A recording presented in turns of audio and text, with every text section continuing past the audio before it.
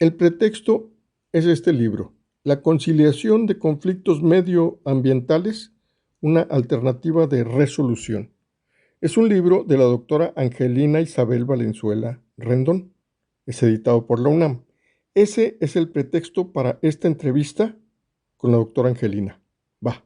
Dentro de la gran gama de problemas medioambientales que compartimos en nuestro país, ¿cuáles son los más significativos y cómo compete esta cuestión a los aspirantes a un cargo popular dentro de este escenario de relevo gubernamental? Gracias por el espacio para participar en este importante programa. Respondiendo a la pregunta, pues el planeta enfrenta una triple crisis: el cambio climático, la contaminación, la pérdida de la biodiversidad, y México no escapa de esto. Son problemas que nosotros también lamentablemente compartimos. Nosotros estamos en un estado de alerta en cuanto al agua. México está viviendo lo que se ha llamado la peor crisis hídrica que se ha tenido en décadas. Enfrentamos también el cambio climático. Por ejemplo, el año pasado, en 2023, la comunidad del Bosque en Tabasco tuvo que ser evacuada por el incremento del nivel del mar.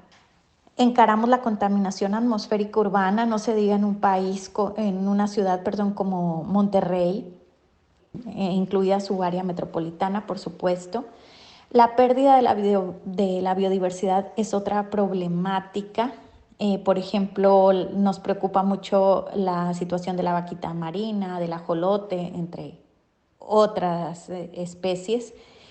Hay una situación también en cuanto a los sitios contaminados por el mal manejo de residuos.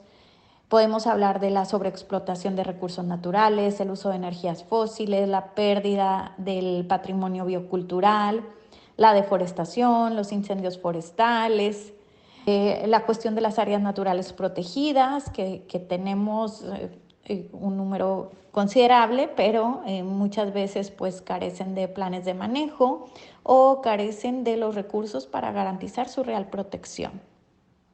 Otra cuestión también que preocupa en México es la situación de los defensores del medio ambiente y el territorio.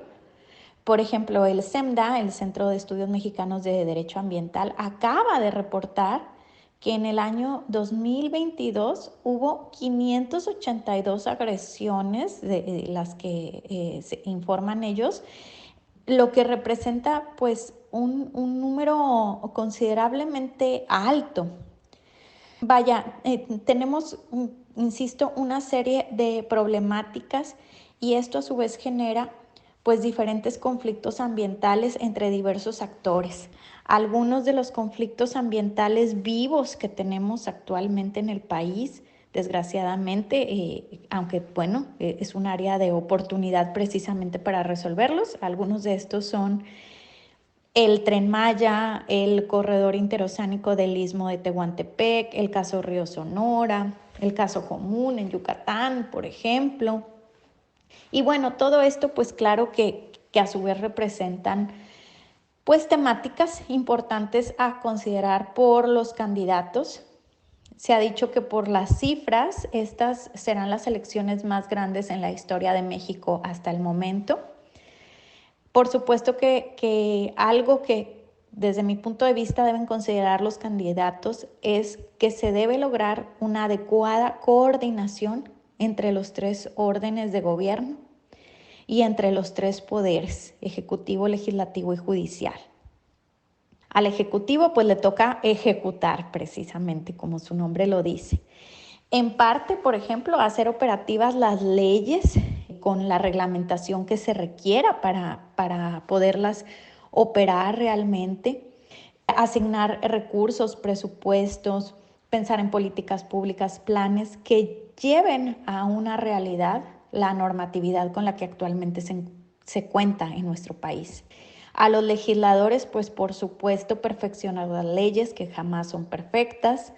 Algunos temas pendientes que hay, por ejemplo, la Ley General de Aguas Nacionales, pensar más en la justicia alternativa en materia ambiental, particularmente Yo estoy a favor de la conciliación de conflictos ambientales en muchos casos, aunque no siempre es posible. Algo que creo que los legisladores también deben pensar, pues es un reconocimiento de la naturaleza como sujeto de derecho. O sea, reconocerle derechos a la naturaleza.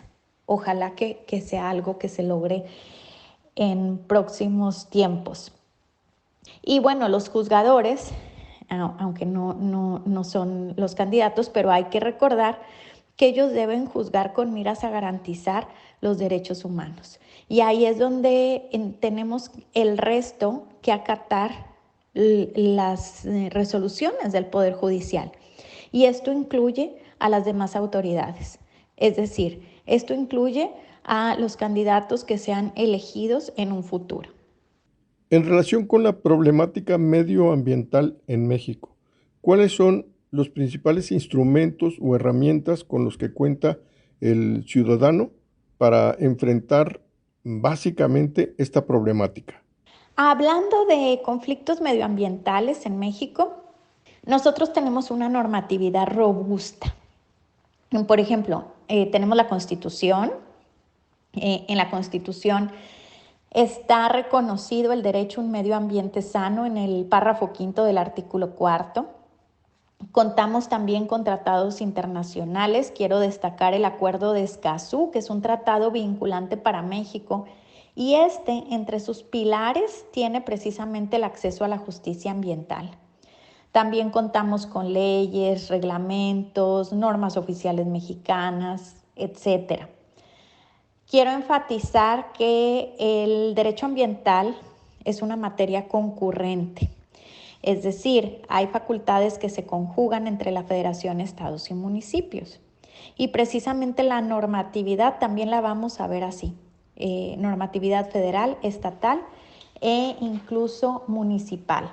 Ahora, hablando de herramientas, de formas de resolución de conflictos, o de acceso a la justicia, que les decía es uno de los pilares del Acuerdo de Escazú. La justicia no solo se obtiene a través de medios jurisdiccionales, o sea, no es solo a través del Poder Judicial, sino que se puede acceder a la justicia de diferentes formas.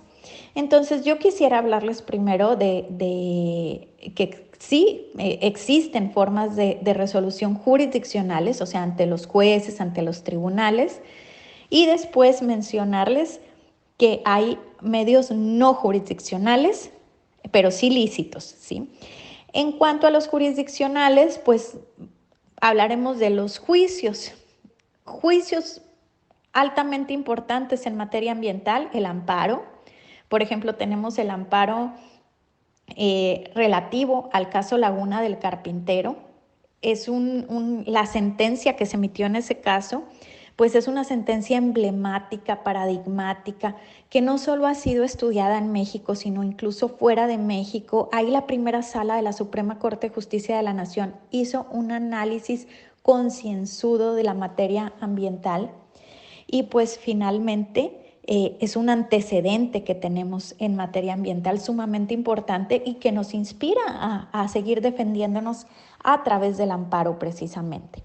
En el amparo, pues lo que se intenta es reclamar la violación de los derechos humanos. Ahora tenemos un juicio que es poco conocido y que es sumamente trascendental, el cual se llama Procedimiento Judicial de Responsabilidad Ambiental. En este juicio podemos reclamar la reparación del daño al medio ambiente en sí mismo. O sea, que el río esté contaminado, que se talaron los árboles, la pérdida de fauna, etc. Yo subrayo este juicio porque no todos los países tienen una vía propiamente ambiental. O sea, no todos los países tienen un juicio para reclamar la reparación del daño al medio ambiente per se, del daño ambiente en sí mismo. Ahora, podemos pensar en otras ramas del derecho que nos son sumamente útiles en la defensa medioambiental, por ejemplo, las acciones colectivas en derecho civil, donde se pueden reclamar pues los daños civiles a través del medio ambiente. Por ejemplo, podemos tener una colectividad en la que enfermaron porque tomaron agua de un río contaminado. Y hay otros juicios, no solamente estos, yo estoy mencionando algunos que creo que pueden ser de interés para el público. Y bien, pues pasando al siguiente tópico, al siguiente tema, el de las formas de resolución no jurisdiccionales, les comento también algunos ejemplos. La denuncia popular ante la Profepa. La Profepa es la Procuraduría Federal de Protección al Ambiente y es la encargada en nuestro país de velar por el cumplimiento de la normatividad ambiental. La denuncia popular ante la Profepa la puede hacer cualquier persona, no necesita ser mexicano, no necesita ser mayor de edad. Entonces, pues es una forma también de hacerle saber a la autoridad que hay un daño o un posible daño ambiental. Otra forma no jurisdiccional es la queja ante la Comisión Nacional de Derechos Humanos o las diversas comisiones estatales de derechos humanos. Otro modo de resolver conflictos no ante los jueces es la de los medios alternos de solución de conflictos o justicia alternativa, que incluso si hago una anotación, de pronto la vamos a ver de manera intraprocesal, o sea, dentro del juicio, pero puede llevarse a cabo extraprocesalmente, fuera del juicio. Ahí tenemos algunos medios alternos destacados que son la negociación, la mediación, la conciliación, el arbitraje, hay muchos otros. Precisamente yo me he pronunciado a favor de la conciliación de conflictos ambientales. Mi libro pues se titula La conciliación de conflictos medioambientales, una alternativa de resolución. Y bueno, es una forma pacífica de resolver los conflictos. Quiero también decir que yo estoy hablando de formas de resolución jurídicas, ¿verdad?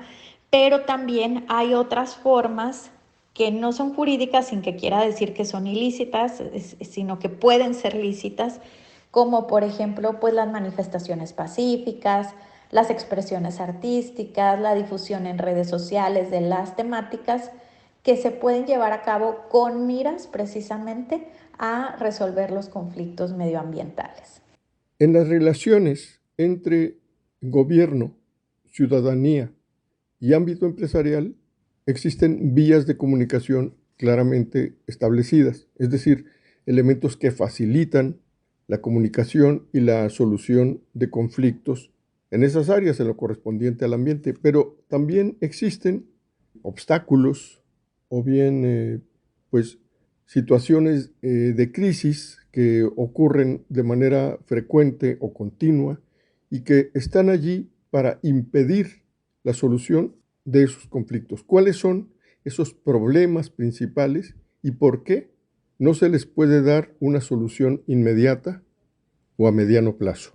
Es una pregunta que me parece muy pertinente.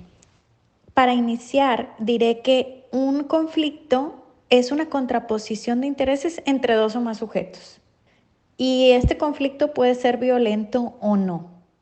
Pero lo que sí es que verse envuelto en una controversia no es grato, aunque puede ser un medio para lograr una madurez, una mejor relación entre las partes una vez que se solucione, etcétera.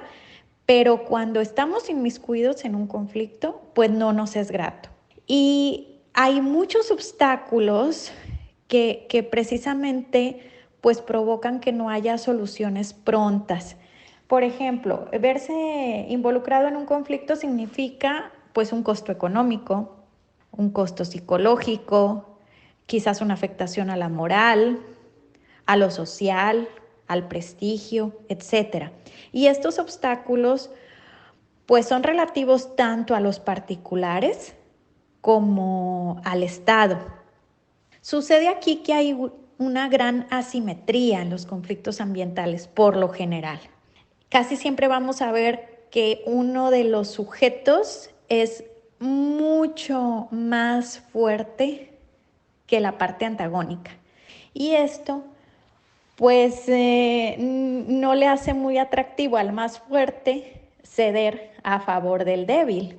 Y entonces, pues estos obstáculos exacerban estas ganas de no ceder y de obtener el mejor provecho para sí mismo, pues, repito, se van exacerbando y entonces hay menos posibilidades de solucionar conflictos, por ejemplo, a través de acuerdos. Algo que pasa también es que muchas veces no se comparten estándares. ¿De qué estoy hablando cuando digo estándares?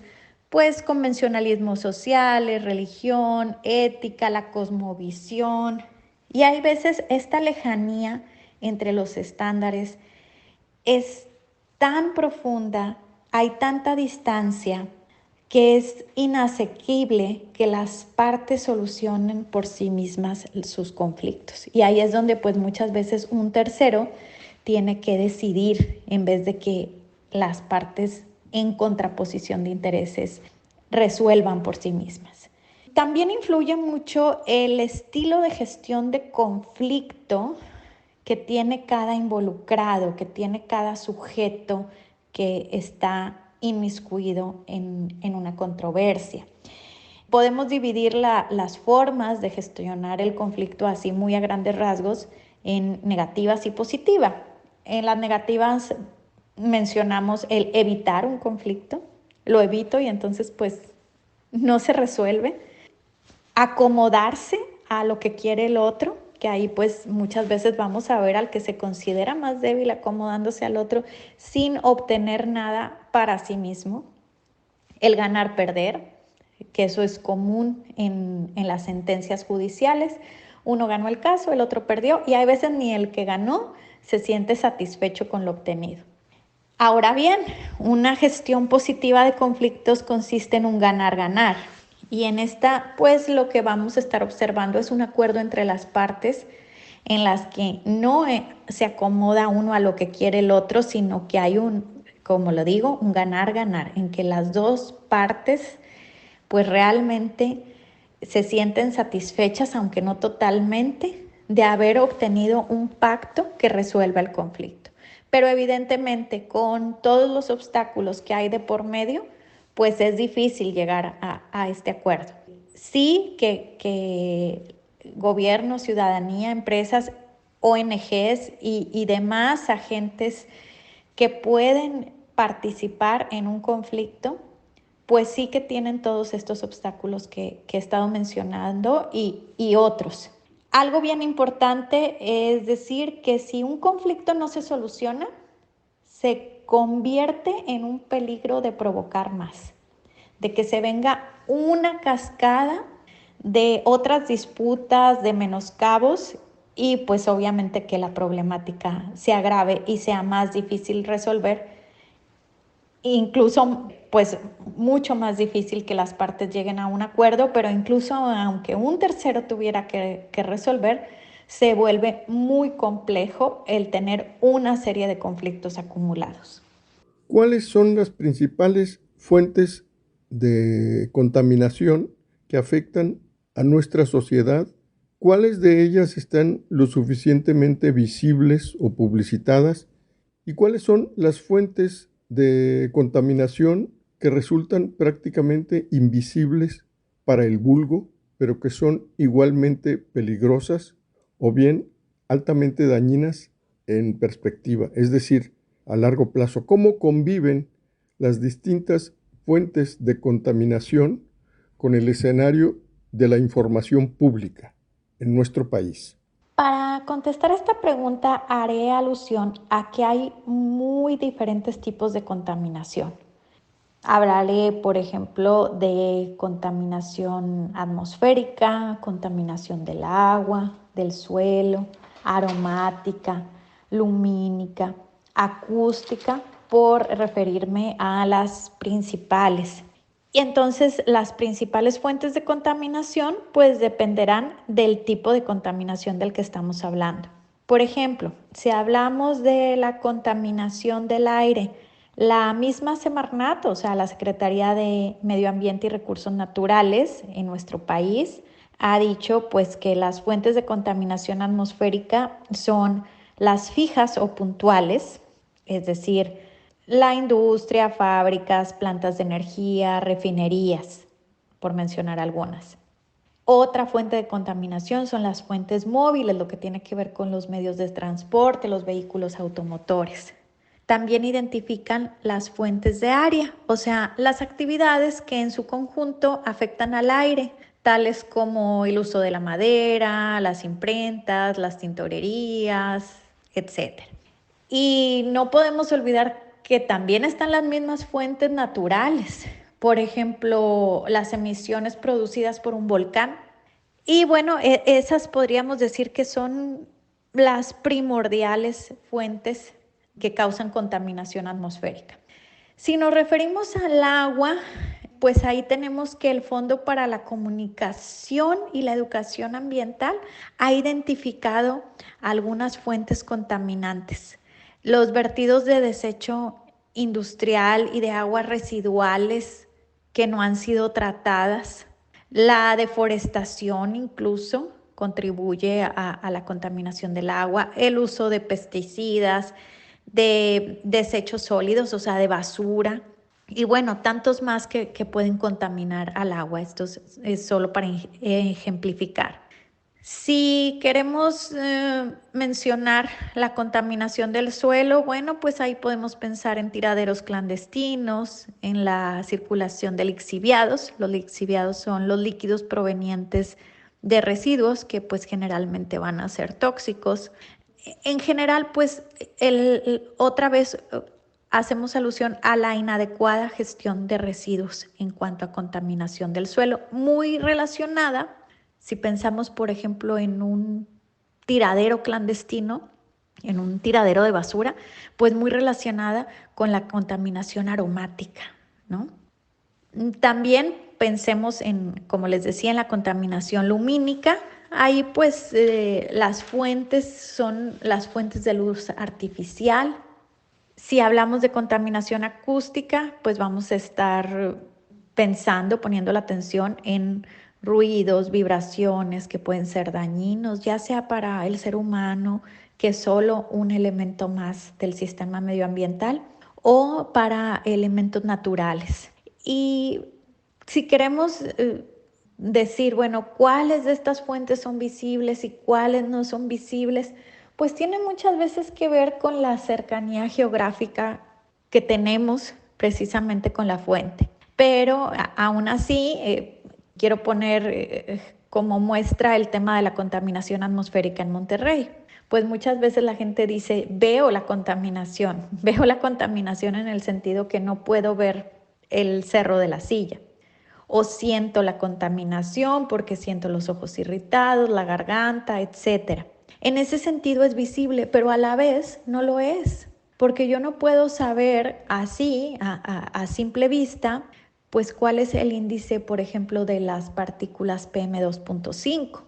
O si pensamos, como en este caso, que ha sido considerado por muchos como el mayor desastre ambiental en México, que es la contaminación del río Sonora por actividad minera, pues cuando ocurrió el derrame del 2014, gran tragedia, pues las comunidades veían el río rojo, incluso hay fotografías, videos del río rojo, y evidentemente que eso lo hace visible porque detectan que hay algo ahí anormal en el río, pero estas personas, aunque lo estaban viendo, no podían determinar así a simple vista, pues que estaba contaminado el río por sulfato de cobre acidulado, plomo, cadmio, etcétera, otros elementos que algunos han indicado que se encontraban presentes en el río.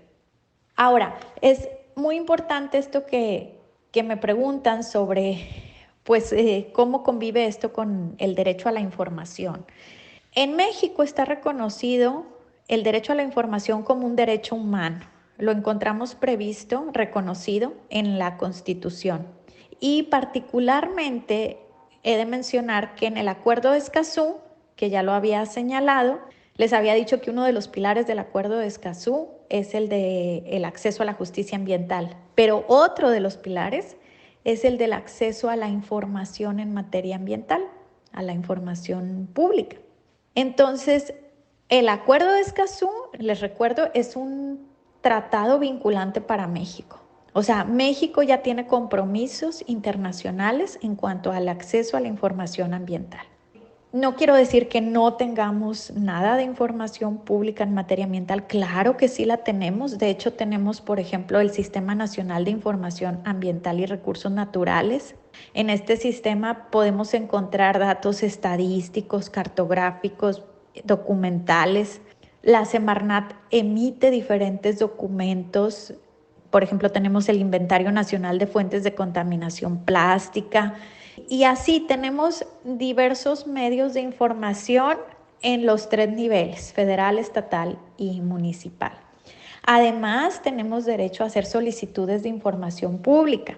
O sea, hay un procedimiento en el que podemos pedirle a las diversas autoridades que nos proporcionen información. Obviamente hay ciertos requerimientos para recibir la información. Entonces, sí tenemos sistemas para acceder a la información pública. Creo que como todo esto siempre se puede mejorar. Creo que la información debería ser mucho más visible, más accesible para la población en general. Y aquí es donde creo que pues las autoridades tienen una responsabilidad en la que se fomente la publicación de la información más allá de lo mínimo que normativamente están obligados a dar a conocer. Y también creo que deben tener mucho más apertura y mucho más detalle en las contestaciones a las solicitudes de información pública. Hay solicitudes de información pública que son respondidas con información pertinente, clara, minuciosa, pero no siempre es así, en mi opinión, y creo que esto podría todavía mejorarse, que es algo en que la autoridad puede mostrar su interés en cumplir con la normatividad, en garantizar este derecho que tenemos de acceso a la información y pues en cumplir con estos compromisos internacionales que les mencionaba. Si pudiera sintetizar de una manera pues básica los planteamientos fundamentales en términos de alternativas, en términos de soluciones posibles que se hayan integrados en el libro Conciliación de conflictos medioambientales, una alternativa de resolución. Es muy importante que nosotros sepamos hacia dónde está apuntado este libro en términos de tesis y en términos de búsqueda de influencia, señalamiento de problemas específicos. Gracias. Gracias por la pregunta. Para dar respuesta voy a explicar cómo está estructurado el libro. El libro, pues, evidentemente tiene una introducción antecedida por un prólogo y al final tiene conclusiones, fuentes de consulta y esto que acostumbramos incluir los autores en las obras.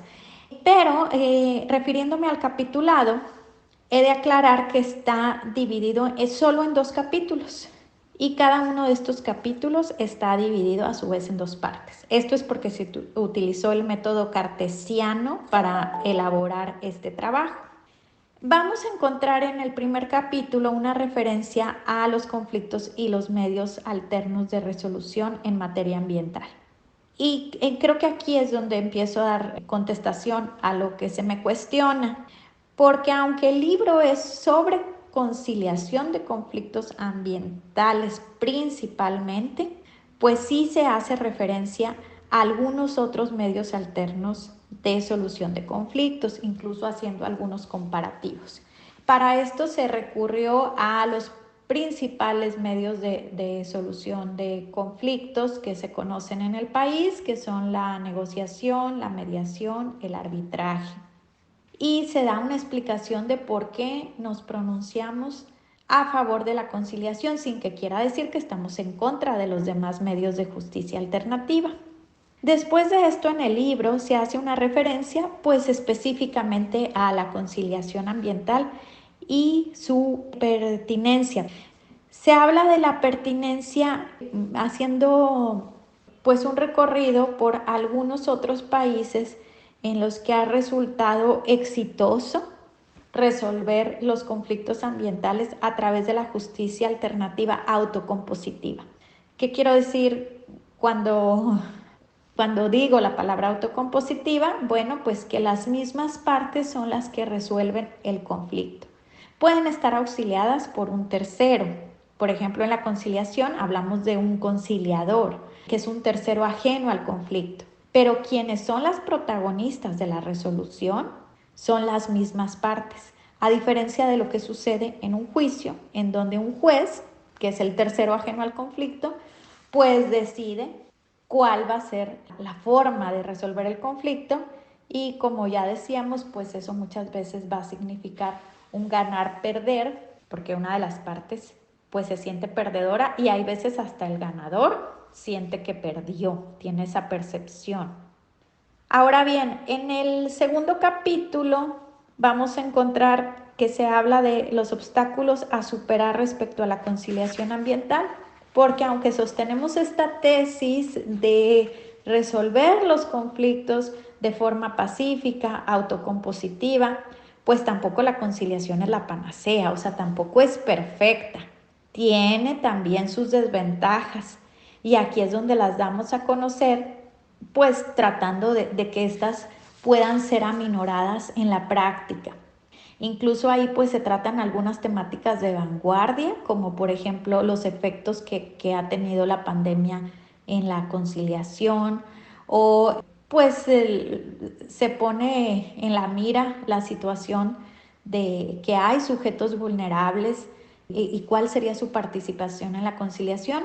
Particularmente se hace referencia a las mujeres. También se trata en el capítulo segundo la temática de los lineamientos para lograr la reparación del daño al medio ambiente. Y aquí es donde quiero pues poner el punto sobre las IES en cuanto a que México es un país de avanzada en el tema de la justicia ambiental alternativa, porque a partir del año 2013 nosotros tenemos una ley, se llama Ley Federal de Responsabilidad Ambiental, en la que el legislador expresamente estableció que podemos acudir a la justicia alternativa, menciona la conciliación ambiental precisamente, y eso no en todos los países sucede. O sea, no en todos los países está claro si en vez de ir a juicio podemos resolver los conflictos medioambientales y que tengan pues esas resoluciones la fuerza de una sentencia, por ejemplo, o sea, el equivalente a la fuerza de una sentencia. Entonces, esta ley que les menciono, la Ley Federal de Responsabilidad Ambiental, ha sido criticada, tiene sus defectos, como todas las leyes, podríamos mejorarla, pero también ha sido aplaudida en algunos aspectos que introduce. Y bueno, esto de dejar bien claro que en materia ambiental federal en México sí podemos acudir a la justicia alternativa, repito, incluyendo la conciliación ambiental, pues es uno de los grandes aciertos de esta ley. Pero incluso hablando de este acierto, pues tampoco la ley es totalmente adecuada. Por ejemplo, la conciliación ambiental pues no es lo mismo que una conciliación mercantil en donde podemos tener a dos comerciantes tratando de llegar a un acuerdo para resolver una disputa entre ellos. Aquí en la conciliación ambiental tenemos en nuestras manos el medio ambiente. Imagínense que las partes que van a resolver un conflicto van a decidir sobre el medio ambiente. Eso es sumamente delicado. Entonces, en esta última parte del libro se hace una propuesta de qué lineamientos habría que seguir para lograr realmente la reparación del daño al medio ambiente, para que no vayan, por ejemplo, las partes a celebrar un acuerdo que les sea benéfico a las partes, pero que no se esté efectivamente alcanzando una reparación del daño al medio ambiente.